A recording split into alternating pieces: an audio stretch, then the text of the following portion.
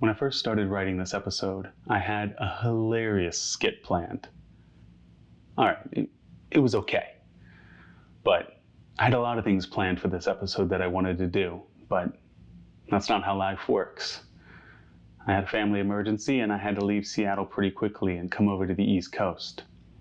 So now instead of shooting from my kitchen that I'm accustomed to, on the burners that I know, with the utensils that I love, and the stores that I go shopping to every day, I instead had to find the nearest store, and I'm shooting this from a hotel room.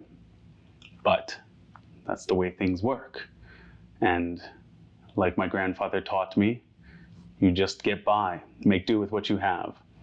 And, arguably, carbonara is meant to be made by people who were traveling, by people who were doing a lot with just a little. And that's what I wanted to show you here. So I hope you really enjoy the episode, and I apologize for the mess. Please like, comment, subscribe, do all that stuff.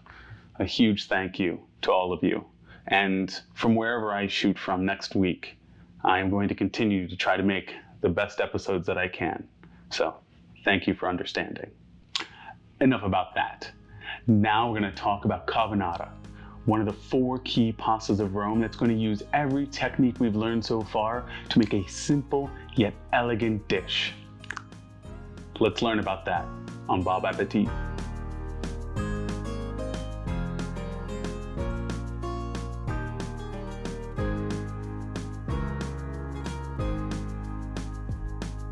Considered to be one of the youngest pastas of Rome, carbonara isn't seen in written form until the 1950s.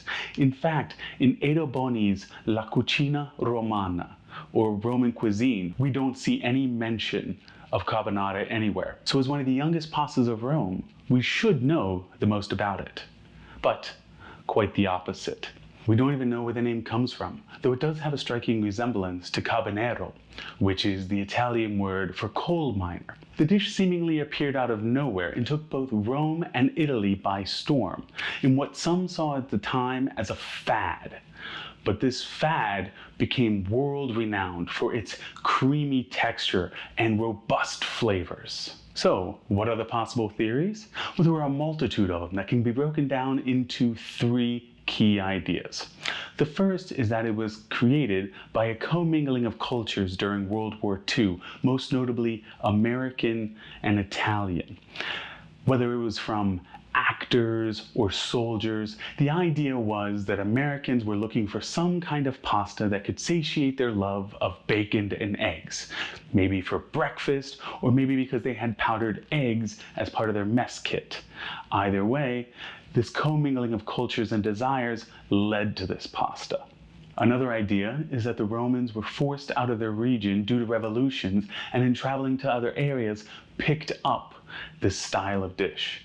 One common theory is that it's when they traveled to Naples, where it's believed that a pasta using eggs already existed. But a third option is that this dish has been there all along. Eggs have a long history in Roman culture. And much like guanciale, pecorino, pasta, it can be taken with you on long journeys or traveling to herd your sheep. It can be cooked in a pan, and it is no more complicated than we've seen previously with our cacio e pepe and our pasta alla gricia. So perhaps the thing that has kept this dish a secret from the world for so long was that it was simply eaten by the coal miner, the carbonero. And it wasn't until they were brought down from the mountains and showcased to others, picked up by a notable book, that people really started to recognize how amazing this pasta was. No matter when this dish was introduced, it is still a phenomenal, creamy, silky dish. And most importantly, it is a white sauce that doesn't use butter, that doesn't use oil. It is as simple as it is elegant. So, let's experiment with some ideas.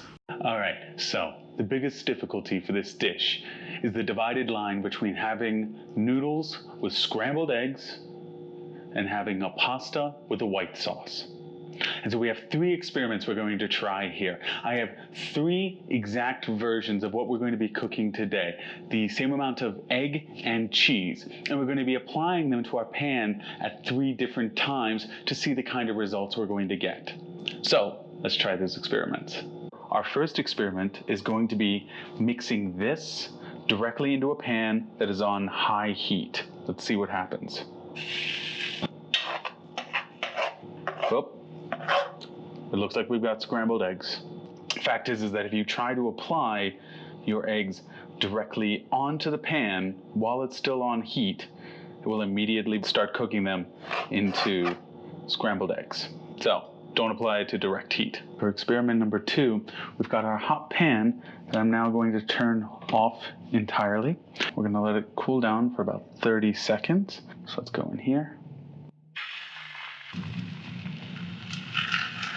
And look at that. We've got cooked eggs. I had to cut my original sound here due to sirens outside. But as you can see, there is a lot less cooked egg on this pan than in the first experiment. So we need a way to cool down the pan a little more while the pasta remains hot, so that it can adhere to the pasta. So we've got our 3rd egg and cheese experiment here. And as you'll see in the back, I've got some pasta water that I've made using all those broken bits that you get from your bag of pasta. Well, I'm going to add the water first. So this is similar to what would happen when you're moving your own pasta over. And then I'm going to turn this off. And similar to last time, we're just going to let this sit there off heat for a few seconds. And now we're going to add our egg. Look at that. You can see the egg and the water are mixing. The egg is definitely solidifying a little bit. The cheese is melting down. So you see that the cheese here is not sticking to the pan. The egg is not sticking to the pan. It's remaining runny, which means that it would stick instead to the pasta and coat that. So we're going to apply a similar method when we cook our pasta, wherein we're going to pull pasta water over with the pasta like we normally do by just dragging the pasta out. And we're also going to add some water as necessary to help the emulsification. But what this is also going to do is it's going to allow the pasta and the egg to adhere to each other rather than the egg adhering to the hot pan. What's interesting, and what you didn't see as we were doing that first part of the experiment, is what the egg does over time as it continues to sit in that pan. And as you can see here, this is what happens. It becomes a coating. What we want is we want this on our pasta, not on our pan. And we get that by constantly moving and stirring the pasta around so that it's forming the sauce against our pasta, not our pan. 4 ounces of guanciale, pancetta, or bacon. If you go with bacon, be sure to get it unflavored, unsmoked, and unsweetened. 8 ounces of spaghetti, or bucatini. A tablespoon of black telecherry peppercorns you were surprised to find. 2 whole eggs. 2.25 ounces of finely grated Pecorino Romano cheese. If you don't have a microplane or a fine box grater, you can grate larger pieces and then slice your pieces down. I recommend cutting with a quarter rotation after each pass to get them nice and small. Start by putting your pan over medium heat and adding your pork, letting it brown over 9 to 12 minutes until the fat has fully rendered. If it starts to stick to the pan, add a tablespoon or 2 of water. Once rendered, remove the pork from the pan and set aside, leaving about a tablespoon or 2 of fat in your pan. Turn off the heat. Now add your pasta to the salted boiling water. Crack your eggs in a bowl and beat with a fork.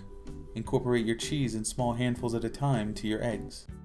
1 minute shy of al dente, 10 minutes for this pasta, add your ground peppercorns to the pan and turn it back on to high heat. Once it is al dente, pull the pasta from the pot to your pan and don't be afraid to bring along the pasta water, as that will help us make the sauce. Add your pork back into the pasta and stir to incorporate the 3 ingredients. Now here's the key part. Turn off your heat and let it sit for 30 seconds. Now add your egg and cheese mixture to the pasta and stir, flip, toss, and shake the pasta for at least 1 minute to emulsify our carbonara sauce. Now plate your pasta as you watch the pan spin like a noodle circus merry-go-round. Put some extra pork on top and add pecorino and peppercorns as desired.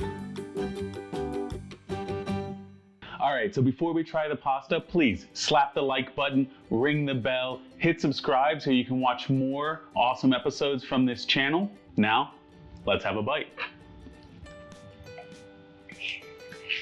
It is delicious, it is creamy, it is fatty, it has everything that we've learned in all of our dishes so far, from pasta alla gricia, cacio e pepe. This is an extension of all of it, and it is phenomenal. And there we have it, everybody, pasta alla carbonara.